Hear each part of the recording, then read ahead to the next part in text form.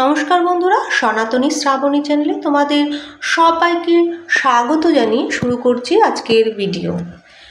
শুদ্ধ ভক্ত কাকে বলে?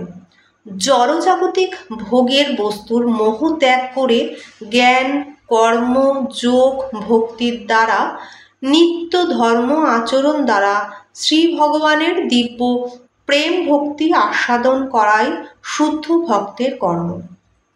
গীতায় শ্রীকৃষ্ণ ভগবান পরম ঈশ্বর স্পষ্টভাবে ঘোষণা করলেন, আমার সমকক্ষ ক্ষমতাশালী কেউ এই বিশ্ব ব্রহ্মাণ্ডে নেই। আমি সকল গুরুর গুরু, পরম গুরু, জগতের গুরু, জগতের নাথ, পরম সত্য ও নিত্য অজ। মোক্ষকামী সভ্য মানবের উচিত এই পরম সত্যকে মান্যতা দিয়ে সর্বশক্তিমানের সাথে দীর্ঘদিনের লুপ্ত সম্পর্কহীন চেতনাকে পুনর্জাগরিত করা।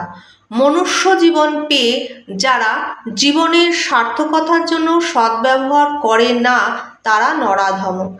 জীব ভগবানের নিত্য দাস, আর জীব বিপদে পড়লেই ভগবানকে প্রার্থনা জানাবে, এটাই স্বাভাবিক প্রবৃত্তি।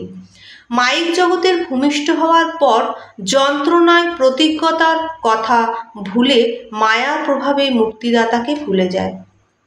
কেবলমাত্র পরমের সাথে সম্পর্ক না থাকার জন্য জীবের এত দুর্দশা। মানুষ বাদে অন্য কোনো প্রাণীর এত ভোগান্তি, দুঃখ, দুর্দশা হয় না। পরম ব্রহ্ম থেকে বিচ্ছিন্ন হয়ে যতই থাকুক, এক সময় জীবের আত্ম উপলব্ধি হয়। পরম পিতাই আবার পুনঃসংযোগ স্থাপন করেন। তিনি ছাড়া আমাদের দেহ, মন, বদন মলিন, দুর্দশাগ্রস্ত, ধুলা কাদা মাখা অবস্থায় দেখে জগৎ পিতার অন্তরে করুণাবশত জীবের উদ্ধারের জন্য জগৎগুরুর নিকট পাঠান। জীব গুরুবাক্য শাস্ত্র আদেশ পালন করে পরম পিতার কৃপা লাভ করেন এবং পরম প্রাপ্তিও ঘটে।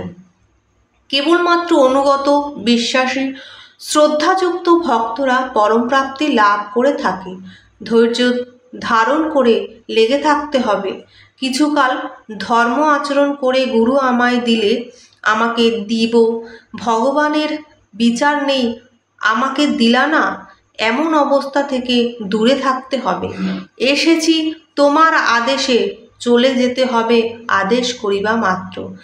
ধরায় জন্ম নিয়ে এসে গুরু গোসাই সাধু গোবিন্দের উপর বিশ্বাস স্থাপন করে ধর্ম, কর্ম, জ্ঞান, বৈরাগ্য, জপ, ধ্যান দ্বারা ভক্তির উচ্চ শিখরে পৌঁছে ভাব ও মহাভাব সমাধি, মহা সমাধিতে পৌঁছে শিষ্যের গুরু কৃপা লাভ হয়।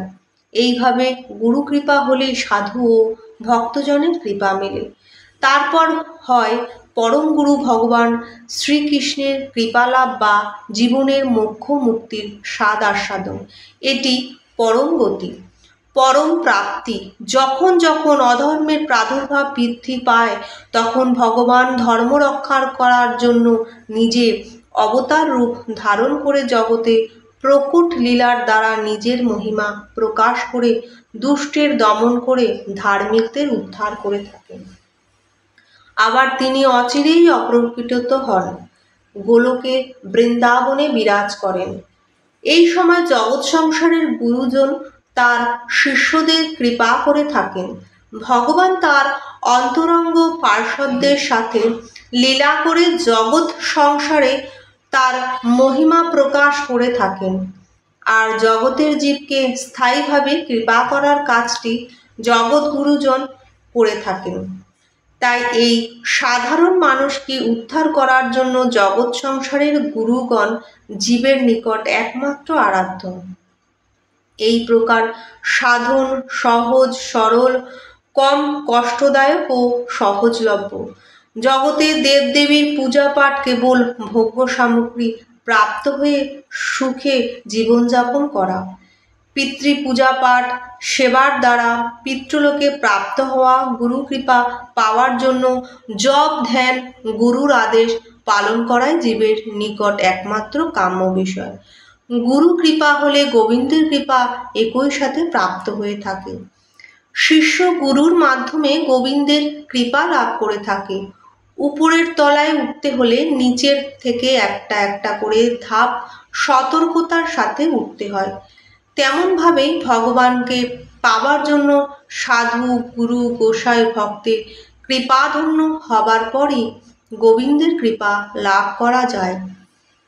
গুরু কৃপা বিনে জীবের হৃদমন্দিরে অন্ধকার দূর হয় না। গুরুর গুরু, পরম গুরু, জগৎ গুরু শ্রীকৃষ্ণ ভগবানই জীবের মুক্তিগতি, যোগস্ব ও পরমাগতি। তার কৃপা বিনা গতি নাই। তিনি সকল কারণের আদি কারণ। গীতা আমার পরম গুরু। এই জ্ঞান দ্বারা আমি জগৎ পালন করে থাকি। গীতা বিনা জীবের গতি নাই। গীতার জ্ঞান মোক্ষদায়ী। আসন্ন জীবের পরম গতি লাভ সম্ভব গীতা শাস্ত্র পাঠ ও মান্যতার দ্বারা। যে নর মুক্তির ইচ্ছা করে যে গীতারূপ নৌকায় অনায়াসে জীবন্তরীর পারাবার অতিক্রম হতে পারে। এই উপলব্ধি থেকে গুরু ভগবান আমাদের মতো ভজনবিহীন শিষ্যদের গুরু গীতা পাঠের নিদান দিয়েছেন।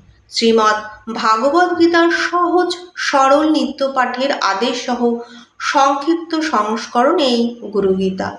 যাদের যেটা সম্ভব তারা সেটাই পালন করবে। যারা দ্রুত এ জন্মেই মুক্তি প্রাপ্তির আশা করে তাদের জন্য কঠোর সাধন ভজনের প্রয়োজন। ভয়, কঠিন নিষ্ঠা, সময়ের নিয়মের বেড়াজাল থেকে বেরিয়ে এসে অন্যভাবেও গুরু গোবিন্দের সহজ কৃপা লাভের উপায় হলো নাম জপ, গুরু প্রদত্ত মন্ত্র জপ, অর্থাৎ সর্বদা গুরু গোবিন্দের স্মরণ মনন প্রয়োজন। ছিন্ন স্মরণ মনন জপমালায় জপ দ্বারা যুক্ত থাকা। ভিডিওটি এখানেই শেষ করলাম।